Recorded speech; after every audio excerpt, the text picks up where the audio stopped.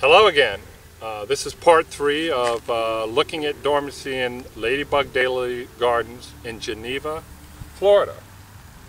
This is a couple weeks after the part 2, and what we're going to do today is we're going to look around and see what state our foliage is now. The one I'm kneeling in, and I'm right in the middle of it, is called Notified Ground Crew by Kurt Hansen. This is your classic dormant. Deciduous bud,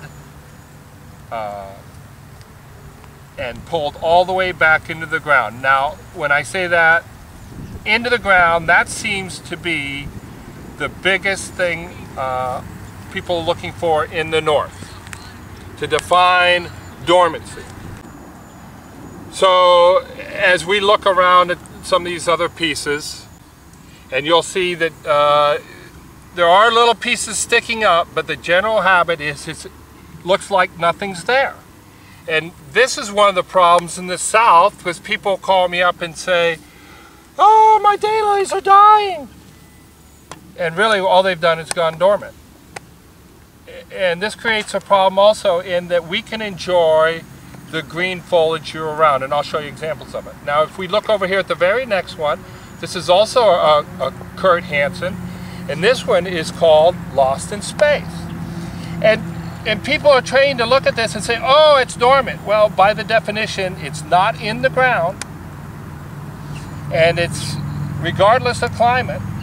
So we can't call this a dormant.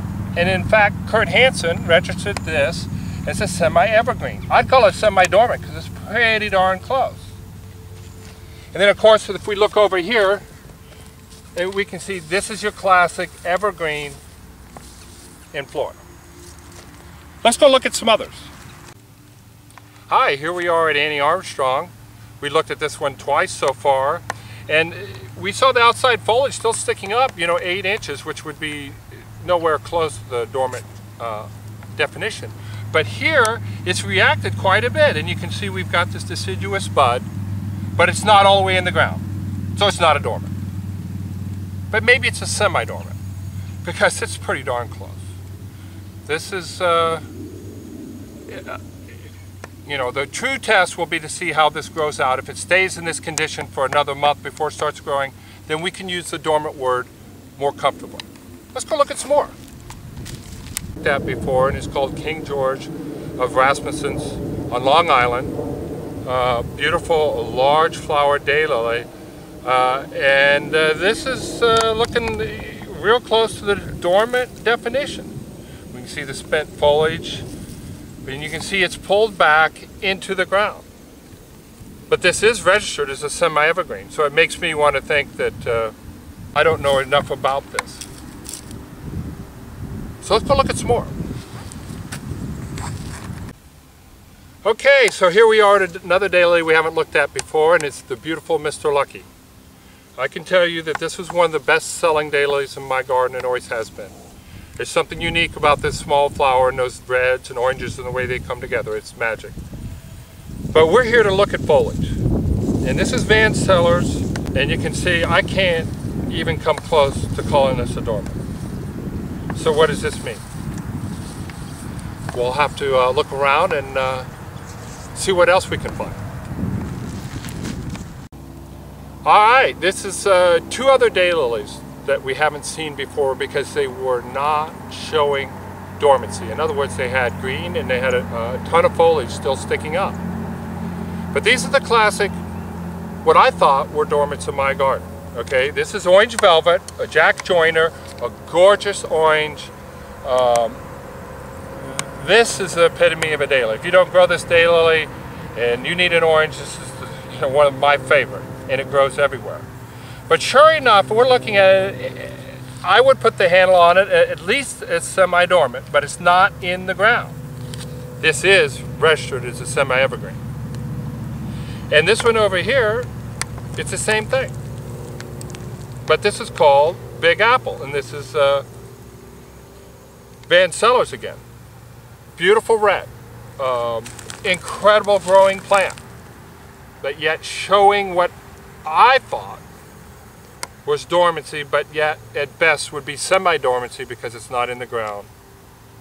and it is registered as a semi-evergreen. One more place. All right, here we are at Very Berry Ice, and this is the bud that we've been watching. And so for the last 2 months, it really hasn't grown. It stayed exactly like this. But under the definition of dormancy, it did not go back in the ground. That's the story on some, as far as what a semi-evergreen would look like in my garden. And then, as you remember in the second video, we looked all the way down this row and we were talking about antifreeze. And antifreeze is just simply the amount of, the ability of the plant to resist cold temperatures and stay green. Remember, in the definition of dormancy, the word green, is involved. In other words, if it's green, it can't be dormant unless it's underneath the ground. Well, here's Yabba Dabba Doo, and you remember this was the most beat up foliage of the daylilies in the garden. Whereas some of these others that look a little better, but this still looks pretty good, maintain some kind of green, especially Tuscarora snowdrift. And boy, is it really putting the foliage on now. All these others, you can see that they rebounded. I've come in here and have cleaned up my garden, removed the old foliage that kind of acted like a sweater to keep them from feeling all the adverse temperatures. So here we are at Bela Lugosi.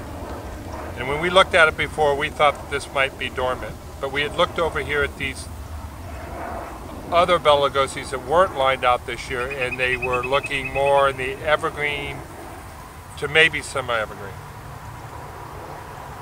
And so this can't be a dormant because it continues to grow. And one of the things about the definition of dormancy is a resting bud, and that it stops growing specifically in the winter. Well, this didn't do it. So it is a semi-evergreen, just like Kurt registered it. Okay, so for almost 2 months now, we've been looking at dormancy in the garden.